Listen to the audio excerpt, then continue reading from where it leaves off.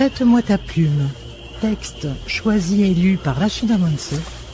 Prête-moi ta plume, émission réalisée par Soubir Ketani.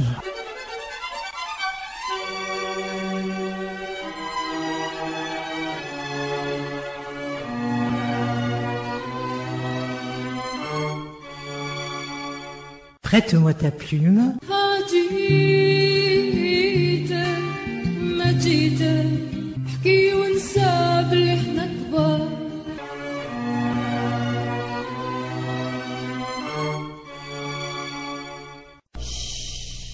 Prête-moi ta plume. Amis auditrices, amis auditeurs, bonsoir, bienvenue dans Prête-moi ta plume. Nous allons continuer avec une autre nouvelle de Rabah Belhamri, dans un récit d'enfance qui s'appelle ce soir « La maison au vent offerte ». C'est tiré du recueil « Le soleil sous le tamis », édité aux éditions Publisud, et le recueil a été préfacé par Jean Desjeux, donc un des premiers critiques littéraires de la littérature algérienne d'expression française. Prête-moi ta plume.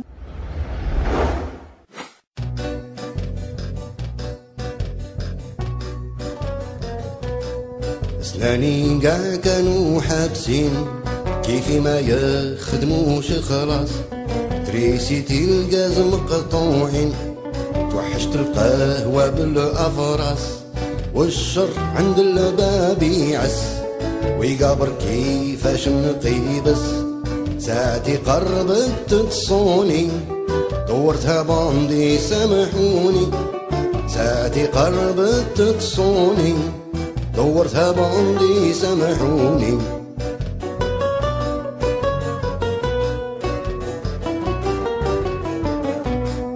للزنقة خرجت معول وفي يدي مطرق كبير أسرعت اللي جاز الأول خليته بلا سمير الحنوشة سمعوا باللي حصل جاو طلعوني بالسناسل حكموني عند القواجي ديريكسيون للسركاجي حكموني عند القهواجي ديريكسيون للسركاجي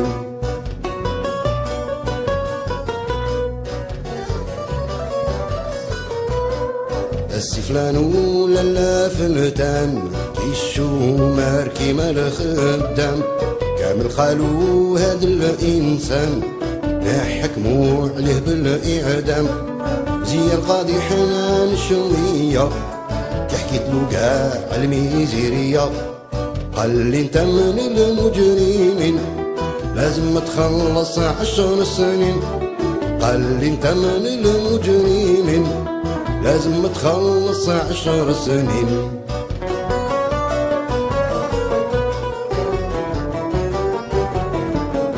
ضربت 8 طلقوني توحشت الكارتياسي في دي الكراني نتريني نمشي ونحبط راسي خايف الناس يعقلوني يعكسوني ولا يسبوني قلت مازال فيهم الشحنة كيشوفوني يطيحوا عليا قلت مازال فيهم الشحنة كيشوفوني يطيحوا عليا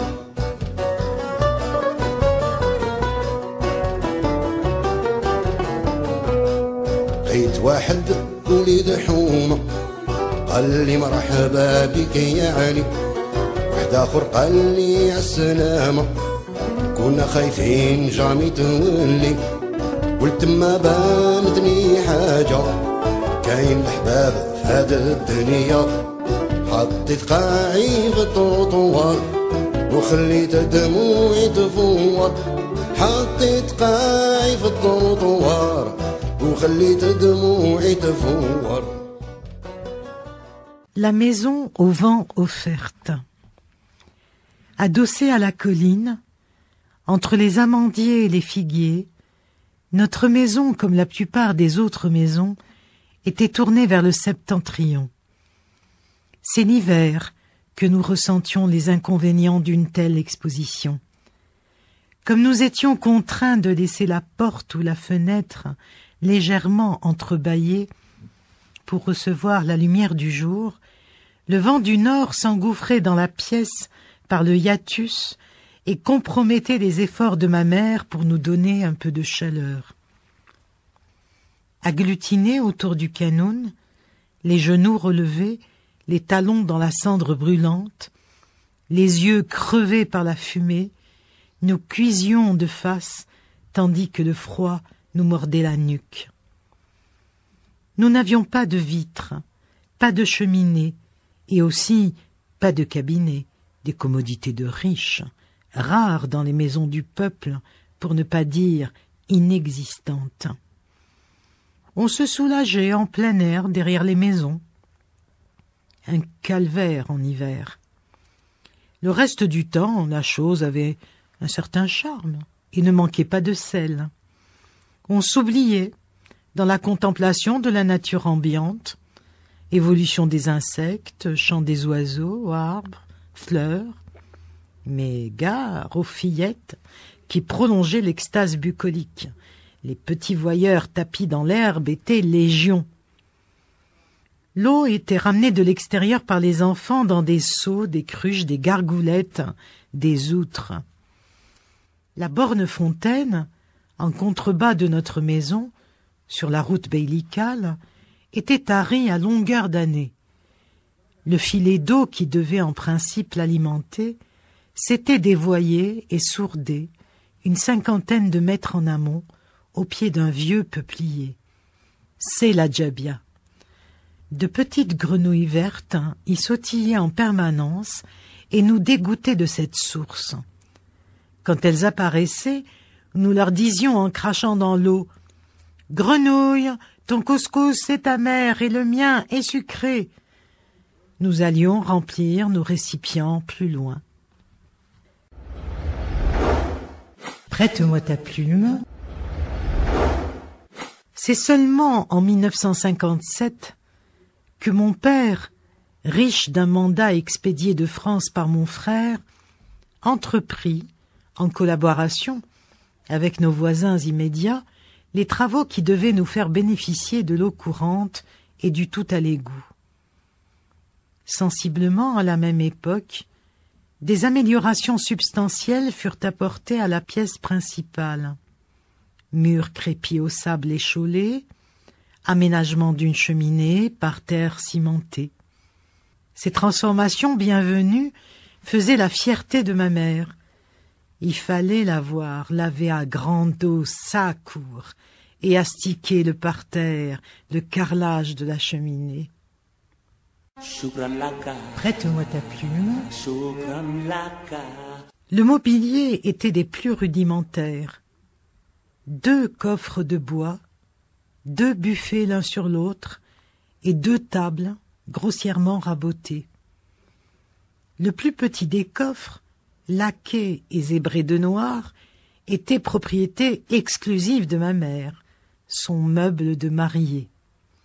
Ma mère y rangeait ce qu'elle comptait de plus précieux en affaires de toilette, en vêtements et en bijoux. Il sentait bon. Elle y cachait également ses économies nouées dans un mouchoir. Les habits qu'elle achetait au fil des saisons, en vue de constituer à ma sœur aînée un trousseau de mariage honorable, et le fameux cure-oreille d'argent hérité de son défunt frère. La clé de ce coffre pendait en permanence à sa ceinture. Pendant la guerre, lors de la rafle de 7 jours, elle l'égara dans l'affolement des premiers moments et fut obligée de forcer la serrure, non sans causer de gros dégâts aux meubles. Elle voulait récupérer ses bijoux et ses économies avant l'arrivée des légionnaires. L'autre coffre, bleu et vert avec des taches blanches, était massif et exhalait puissamment le camphre. Nous l'appelions par opposition au premier le coffre du père. Il renfermait les haïks de réserve. Ma mère l'ouvrait à date fixe, comme pour vérifier si le contenu n'avait pas été modifié à son insu, par quelques voleurs. Elle déroulait à ses pieds les lourdes couvertures de laine, les palpait avec des doigts savants, tout en commentant à voix haute, pour la énième fois, la texture et le tissage. J'aurais dû mettre là une ligne de bleu, et ici plutôt une ligne de jaune, ou même deux. Un liseré rose, ça aurait fait plus gai. Ah, comme j'ai été mal avisée. Ma mère retissait en imagination ses couvertures plusieurs fois par an. Dans le buffet supérieur, s'empilait le linge de famille où tout le monde venait farfouiller pour son propre compte, détruisant les patients efforts d'ordonnancement de la mère. Le buffet intérieur contenait d'un côté les burnous et les manteaux du père, et de l'autre des victuailles. Un bloc de dattes écrasées, une boule de graisse de mouton, du raisin et de l'abricot sec, de la viande desséchée datant du dernier Eid, quelques paquets de sucre et de café, et parfois aussi des dragées et des biscuits, généralement des cadeaux offerts à ma mère par sa famille, ses voisines et ses amis, à l'occasion de ses couches, de ses maladies, de la circoncision des garçons ou du mariage des filles. C'est là où ma mère puisait à son tour pour rendre la courtoisie, payer sa dette, comme elle disait. Prête-moi ta plume. Because you know I'm all about that bass, no trouble. I'm all about that bass, no trouble. I'm all about that bass, no trouble. I'm all about that bass, bass. Yeah, it's pretty clear. I ain't no size 2, but I can shake it like I'm supposed to do. 'Cause I got that boom boom that all the boys chase, and all the right junk in all the right places. I see the magazines working out Photoshop. We know that shit ain't real. Come on now, make it stop. If you got beauty, just raise them up. 'Cause every inch of you is perfect from the bottom to the top. Yeah, my mama, she told me don't worry about your size. She says boys like a little more booty to hold a knife. And no, I won't be no stick figure silicone Barbie doll. So if that's what you're into, then go ahead and move along. Because you know I'm all about that bass, no trouble. I'm all about that bass, no trouble. I'm all about that bass, no trouble. I'm all about that bass. Hey, I'm bringing booty back. Go ahead and tell them skinny bitches that. No, I'm just playing, I know y'all think you're fat, but I'm here to tell you, every inch of you is perfect from the bottom to the top. Yeah, my mama, she told me don't worry about your size. She says boys like a little more booty to hold a knife. And no, I won't be no stick figure silicone Barbie doll. So if that's what you're into, then go ahead and move along. Because you know I'm all about that bass, no trouble. I'm all about that bass, no trouble. I'm all about that bass, no trouble. I'm all about that bass, because you know I'm all about that bass, no trouble. I'm all about that bass, no trouble.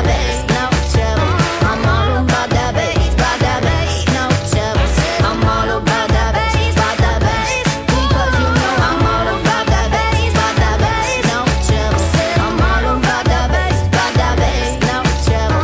I'm all about that bass, no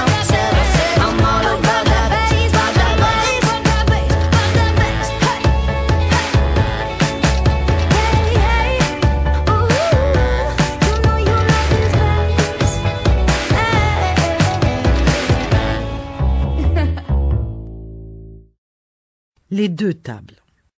Sur l'une était juchée la literie, volumineuse et combien éreintante pour les bras maigres de ma mère, qui devait chaque soir la descendre et l'étaler sur la natte commune pour l'enlever le lendemain, et ainsi de suite, l'année de 12 mois, comme disait ma mère, en soupirant de lassitude. Ah, mon Dieu, quelle corvée! Si j'avais un lit, tout ce bazar resterait dessus et je serais tranquille. Sur l'autre table était empilé le gsh, c'est-à-dire l'ensemble des sacs en peau de mouton, renfermant la provision de grains et les différentes semoules où ma mère puisait quotidiennement pour nous faire la galette et le couscous. Cette table comprenait un tiroir, une espèce de capharnaüm fabuleux, devant lequel je suis resté des heures, passant et repassant en revue son contenu hétéroclite, accumulé au fil des ans par les soins de ma mère. Du point de vue maternel, tout pourrait de nouveau servir et, à cet égard, notre maison était une véritable réserve de brocanteurs. Il y avait aussi dans le tiroir un vieux poignard ébréché que je brandissais contre des ennemis invisibles. Un jour, déçu de ne jamais rencontrer mes ennemis, j'ai crié « Ce soir, je te le planterai dans le ventre de mon père !» Tout le monde me tomba dessus, comme si je venais de commettre un forfait abominable.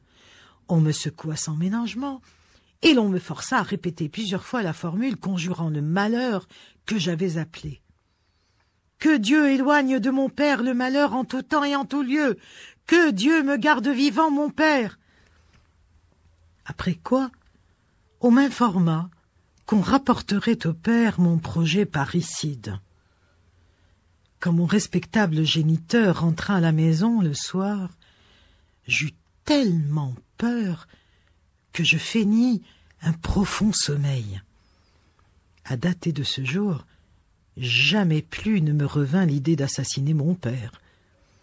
Je l'imaginais seulement mort de mort naturelle.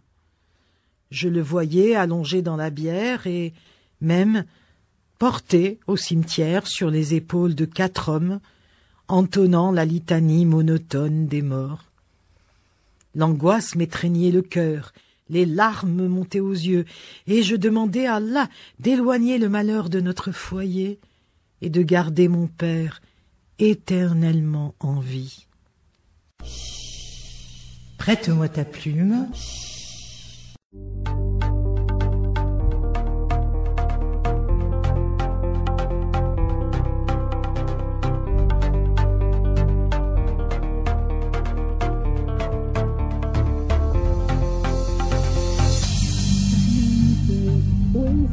ينساك بعد عليك الأحزان وربي ديما معاك خلي راسك فوق وطير بعيش اسمك ربي ديما معاك ربي ديما حداك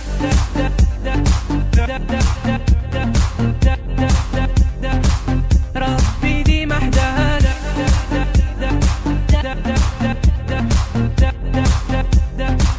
ربي ديما حداك خلي عندك امل في الله وفي الدنيا خلي راسك مرفوع عمرك تستسلم واخا تغلط ودي حنود مرة ثانية الانسان من اخطاء وراه يتعلم شوف بعيد يبانلك حلمك قريب واخا المرار تقاسي عادي راه الوقت صعيب لازم ما نعيشو قلوبنا كلها فرحة بيبان الخير بيدك في وجهك تفتحة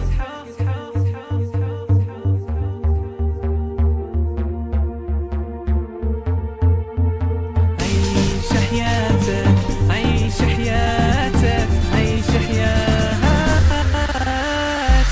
عيش حياتك وانسى الهم ينساك بعد عليك الاحزان وربي ديما معاك خلي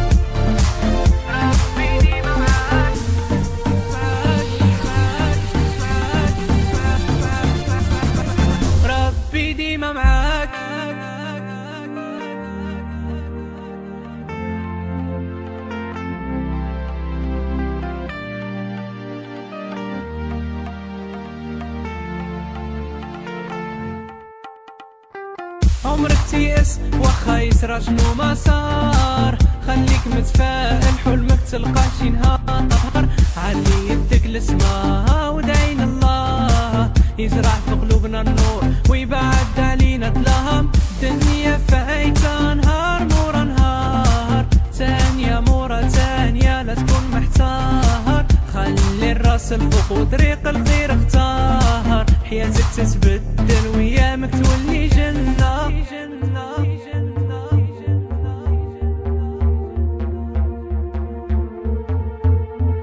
عيش حياتك عيش حياتك عيش حياتك عيش حياتك وانسى الهم ينساك بعد عليك الاحزان وربي ديما معاك خلي الراس الفوق وطير بعيد في سماك ربي ديما حداك ربي ديما معاك عيش حياتك وانسى الهم ينساك بعد عليك الاحزان وربي ديما معاك خلي الراس الفوق وطير بعيد في سماك ربي ديما حداك ربي ديما معاك عيش حياتك عيش حياتك خلي الراس الفوق وطير بعيد في سماك خلي الراس الفوق ربي ديما حداك ربي ديما معاك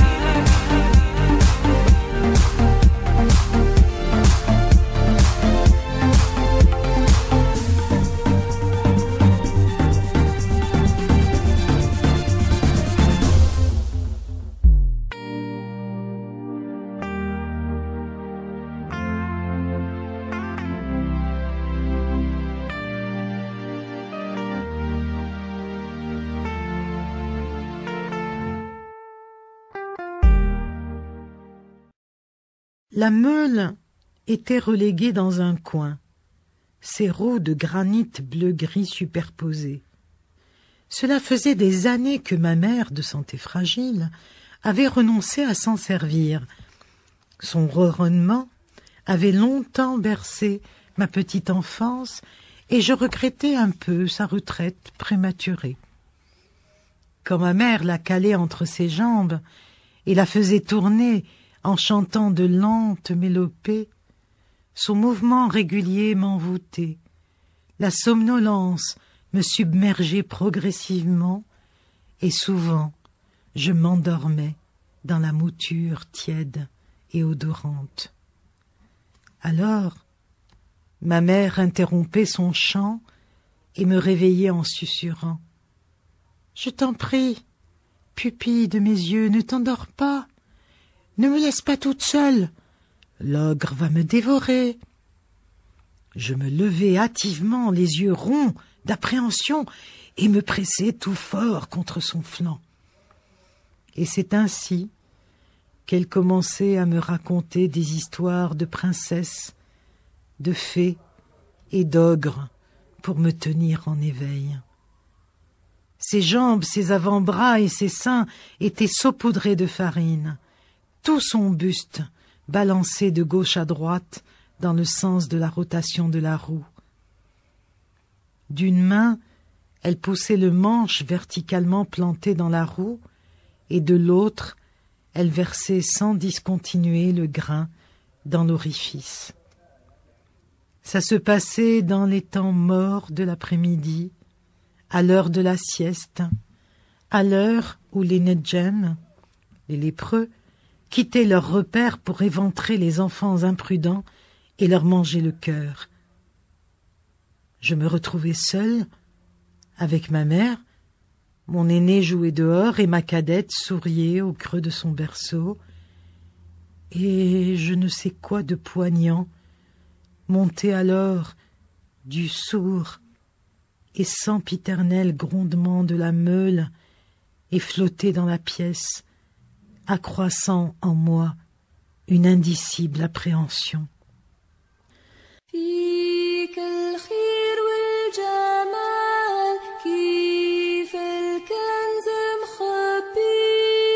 Prête-moi ta plume.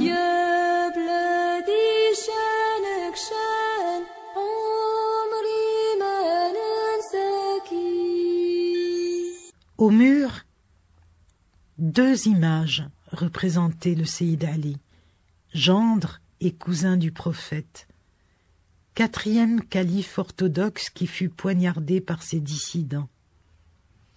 Dès leur acquisition, mon père tint à les placer dans des cadres vitrés comme des portraits de famille. Son but était de les préserver des attouchements sacrilèges et de conserver leur flamboiement céleste, un nour, disait-il. Sur la première gravure, l'imam, les moustaches tirées jusqu'aux oreilles et le turban superbe, est assis en tailleur entre ses 2 fils jumeaux, l'Hassan et le Hussein, coiffés de chéchia écarlate. Sur la seconde, l'imam, cimeterre au poing, chevauche un grand cheval bai qui se cabre devant un redoutable serpent noir. Manifestement, il est sur le point de le fendre en 2. Ma mère disait que le reptile était noir à cause de son venin et de sa collusion avec Chétan, Satan.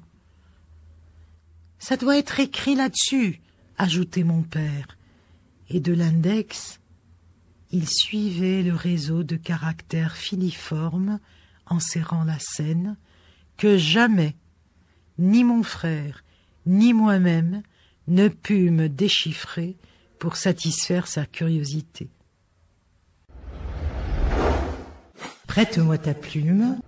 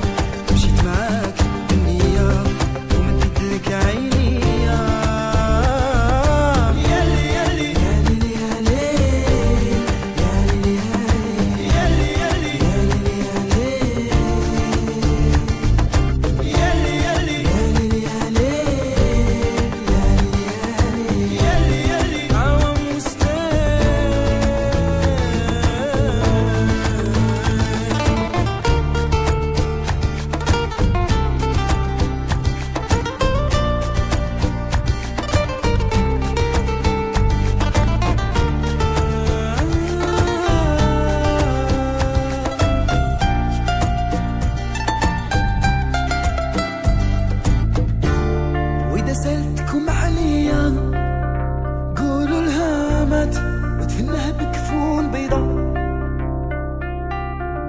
وإذا قريتي في عيني رسلت الفراق هديك دموعي مكوية. يلي درتك غزالي علاش نسيت هواك الغالي، من فضلك ارسلي جواب.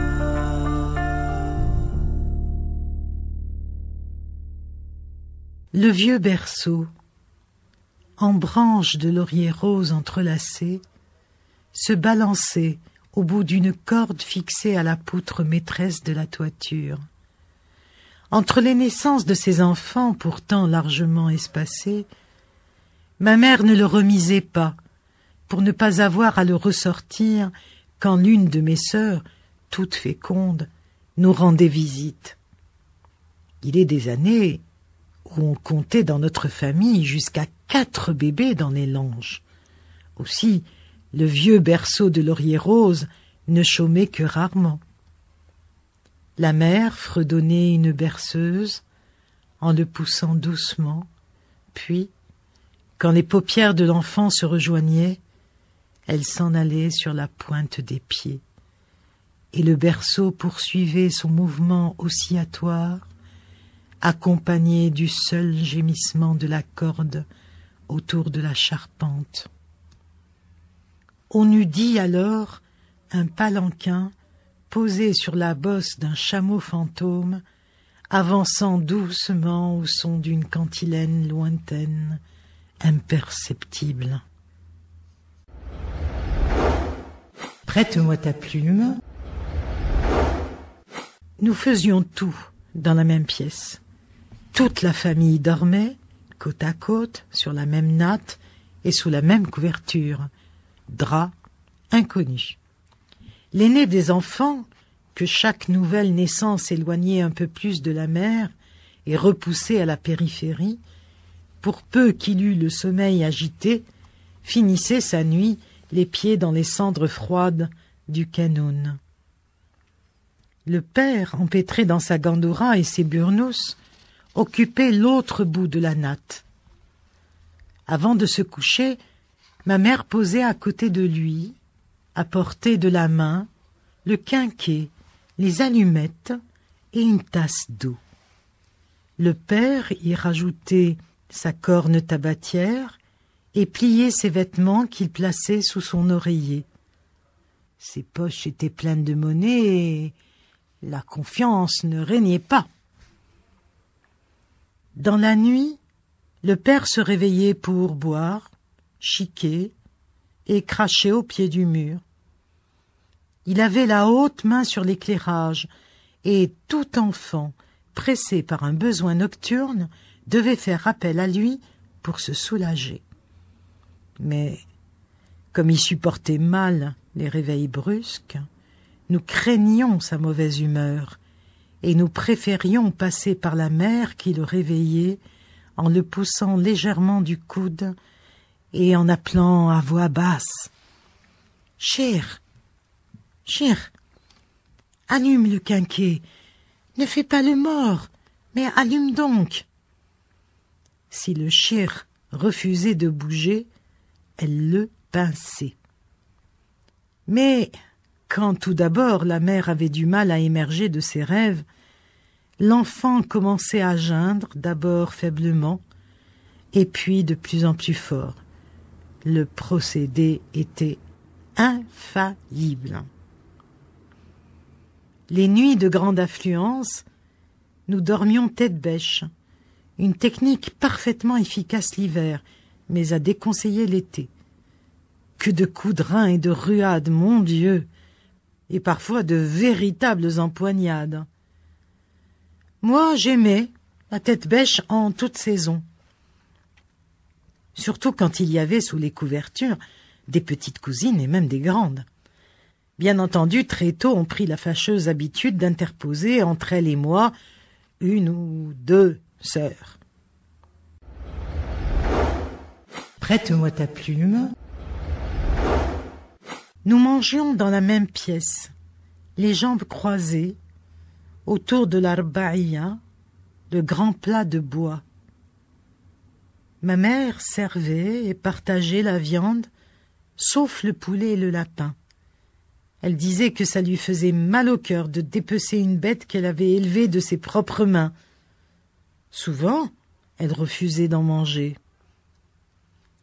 Mon père s'occupait du partage des fruits, abondants chez nous en toute saison. Les melons et les pastèques en été donnaient lieu à de véritables rites. À l'aide de son grand couteau de poche, mon père les ouvrait dans une cuvette en autant de quartiers que de commensaux. Avant de jucher sur le bord de la fenêtre la cuvette pour que le fruit s'imprégnât de la fraîcheur du soir, il prenait les quartiers un à un et du tranchant de la main libre leur imprimait une série de petits coups rapides pour en faire tomber les pépins. C'était beaucoup plus important pour lui de récupérer les pépins que de manger le fruit, et il était jardinier. Quand il en avait recueilli une grosse quantité, il en vendait une partie dans sa boutique, ou même en offrait avec une seule recommandation: ne pas oublier le moment venu de lui donner des nouvelles du fruit engendré. Fin de l'extrait.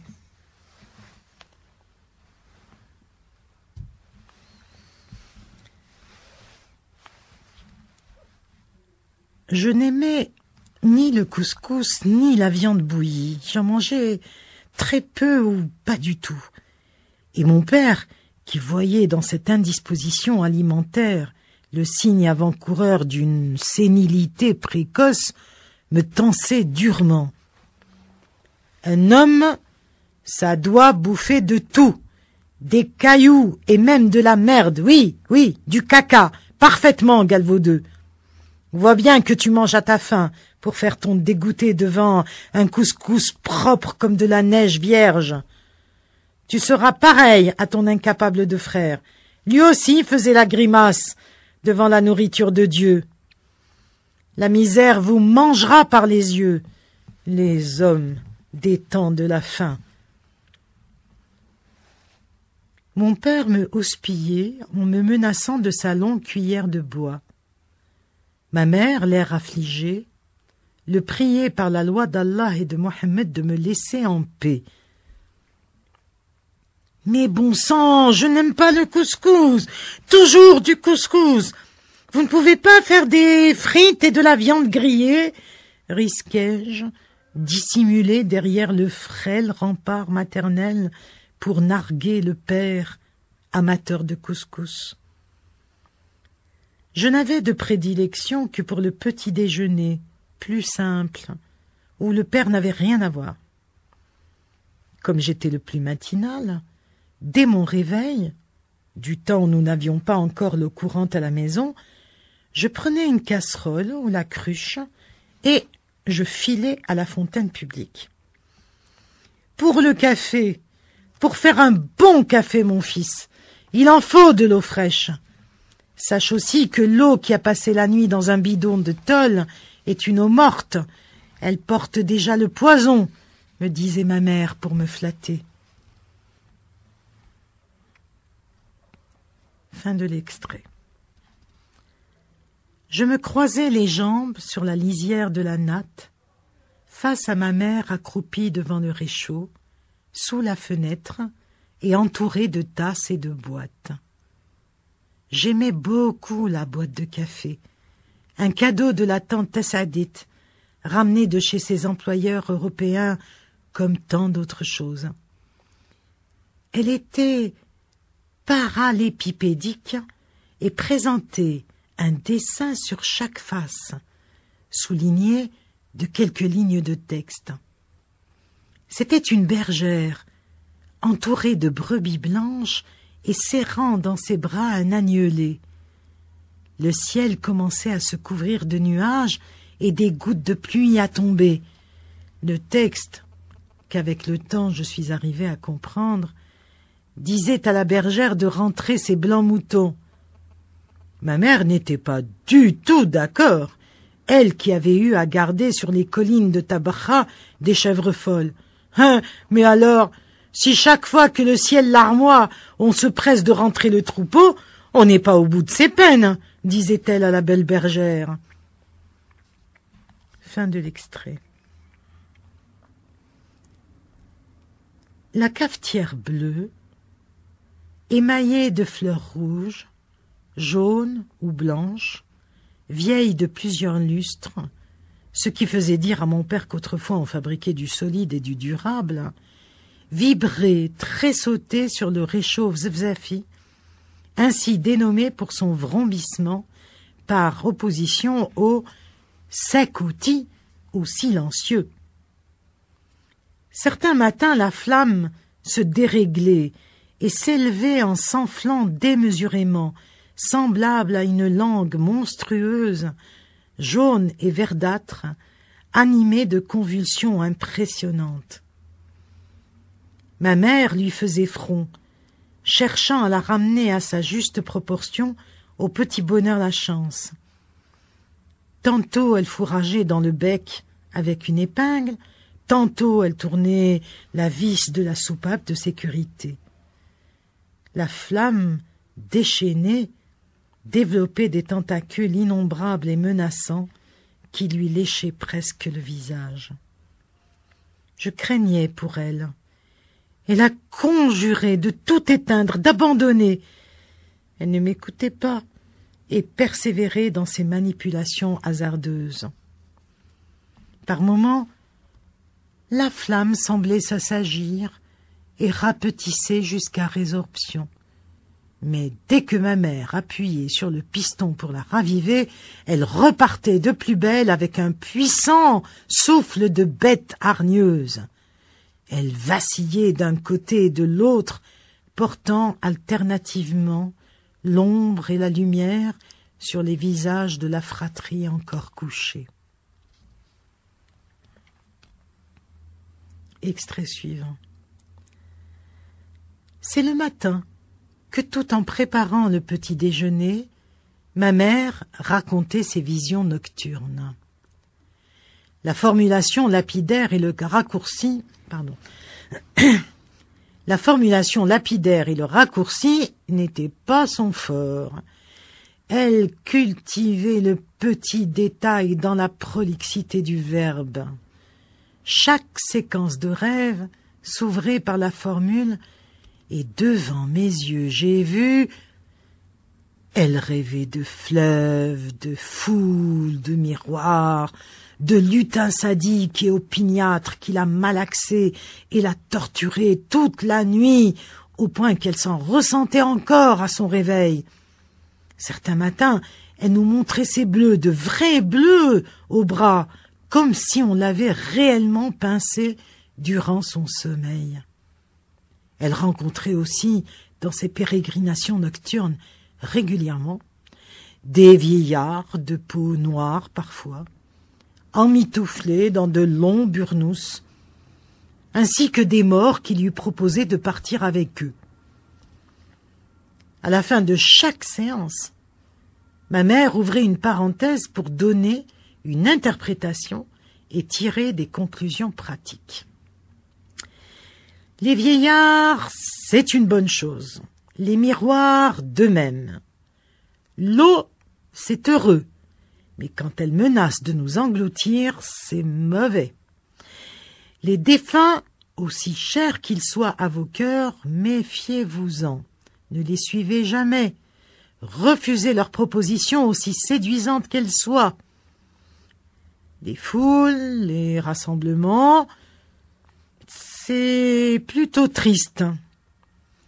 Les dents qui tombent, c'est également signe de malheur. Mais la saleté, les immondices, les fientes, c'est positif. Si elle vous submerge, c'est que la fortune vous sourit et ne tardera pas à vous submerger à son tour. Donc, plus il y a d'ordures dans vos visions, et mieux c'est. Quant aux lutins, c'est clair comme l'eau de roche, c'est des djinns. Les lutins de ma mère apparaissaient soit sous des traits européens, avec les yeux bleus et le chapeau, soit sous les traits de voisines ou de membres de la famille. Fin de l'extrait. La cafetière bleue chantait. Le café montait avec ses milliers d'yeux. Frémissant, il menaçait de déborder. Pour faire descendre le niveau, ma mère ôtait la cafetière et avant de la remettre sur le réchaud, elle la tapotait doucement sur le sol. Et de nouveau, le café montait. Il suffisait d'une seconde d'inattention pour qu'il se répandît, mêlé de marques, le long de la cafetière, emplissant la pièce d'une bonne odeur pénétrante qui allait délicatement chatouiller les narines de mes sœurs et de mon frère, encore endormis. Mes deux petites sœurs ouvraient tout grands les yeux, rejetaient promptement les couvertures et se pressaient autour de ma mère. L'aînée, par contre, entrouvait péniblement les paupières et mettait un temps infini à émerger de sa somnolence et de sa couche. Elle s'asseyait à mes côtés, et la tête sur la poitrine ou le menton sur les genoux poursuivait son somme, ce qui mettait ma mère hors d'elle. « Mais redresse-toi, malheureuse, tu finiras bossue. Et quel est l'homme qui voudrait d'une tordue? Tu veux être la honte? Tu veux être la honte de ta génération ou quoi ?» Ma sœur, qui était cabocharde comme personne, ne rectifiait pas sa position d'un pouce, se contentant de faire remarquer à ma mère que moi, je me tenais mal et que je ne recevais jamais un reproche. Ma mère devenait enragée. « Tu oses te comparer à ton Sidi. Lui, c'est un homme. Il a le droit d'être tordu, mal foutu, nègre, boiteux, borgne et tout ce qu'il veut. Lui, c'est un homme. C'est lui qui épousera les femmes et non le contraire. Tu n'es qu'une Moseba, ma fille. » Fin de l'extrait. La galette au levain était succulente avec le café. Quand il n'y en avait pas assez, mon père, avant de partir, nous laissait des sous, et je courais au café du quartier acheter du pain tout croustillant, dont je croquais en chemin les 2 croûtons. Après le petit déjeuner, ma mère chauffait de l'eau, tirait de la semoule et commençait à pétrir la galette dans un immense plat de bois qu'elle coinçait entre ses jambes écartées. Mes petites sœurs l'entouraient et recevaient chacune une boule de pâte de la grosseur d'une noix qu'elle se mettait à malaxer, à l'instar de la mère, sur le large bord du plat, pour finir enfin par modeler une galette miniature qui serait cuite avec les autres. Un jeu auquel je ne pouvais pas m'adonner en tant que garçon. Fin de l'extrait. Fin de l'émission. Voilà, amis auditrices, amis auditeurs, nous avons écouté Rabih Belhamri égrener pour nous le mobilier de sa maison et nous la décrire en même temps que ses parents et ses frères, et son frère et ses sœurs. Nous avons senti avec lui la bonne odeur de café et nous avons suivi avec lui la vie du Canoun et la vue du Quinquet. Au revoir, chers amis, et à demain. Bonne nuit. Prête-moi ta plume.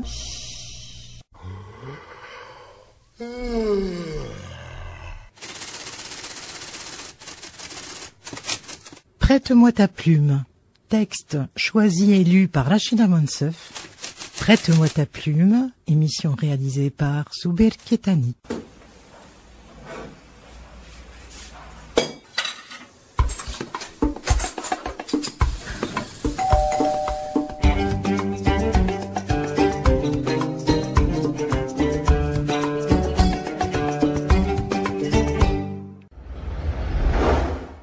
Prête-moi ta plume.